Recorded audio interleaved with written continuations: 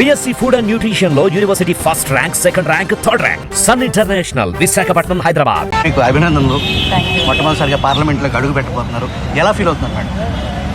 ముఖ్యంగా నన్ను నమ్మి ఎంపీలలో ఏకైక మహిళను నేను, కాబట్టి నా పైన నమ్మకం ఉంచి నారా చంద్రబాబు నాయుడు గారు అలాగే లోకేష్ అన్న గారు నాకు సీట్ ఇవ్వడము. నంద్యాల అంటే చాలా కష్టము.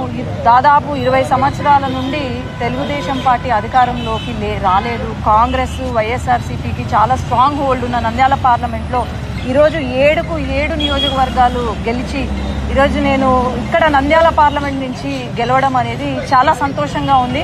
అలాగే నా పైన పెట్టిన నమ్మకాన్ని ఎక్కడా కూడా నెగిటివ్ చేయకుండా నేను కంప్లీట్గా నా పార్లమెంట్ డెవలప్మెంట్ కోసమే కృషి చేస్తాను.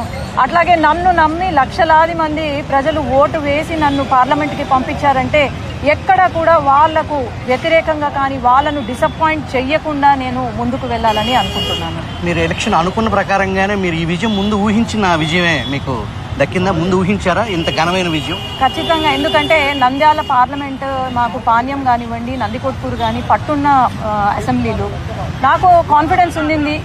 ఖచ్చితంగా గెలుస్తారు అని కాన్ఫిడెన్స్ ఉంది. 7కు 7 అసెంబ్లీలు కూడా గెలుస్తామని కాన్ఫిడెన్స్ ఉండింది. అదే కాన్ఫిడెన్స్తో ప్రజలకు కూడా మా పైన కాన్ఫిడెన్స్తో ఓటు వేసి గెలిపించారని నేను అనుకుంటున్నాను. బైరెడ్డి లెగసీని మరొక 30-40 సంవత్సరాల పాటు మీరు మొయ్యబోతున్నారు. మీ నాన్నగారు చాలా సంతోషంగా ఉన్నారా? బైరెడ్డి లెగసీ మాత్రమే కాదు, బైరెడ్డి లెగసీ నుంచి నేను కూడా ప్రూవ్ చేసుకున్నాను. బైరెడ్డి కూతురుగా ఆయన వారసత్వాన్ని నేను కూడా ప్రూవ్ చేసుకొని ఎక్కడా కూడా ఆయనకు నెగిటివ్ కాకుండా ఆయన పేరు నిలబెట్టడానికే నేను ఆయన కృషి చేస్తాను. ఖచ్చితంగా నారా చంద్రబాబు నాయుడు గారి ఆధ్వర్యంలో మేము పనిచేస్తామని. తెలుగు తరపున మీకు శుభాభినందనలు. Thank you.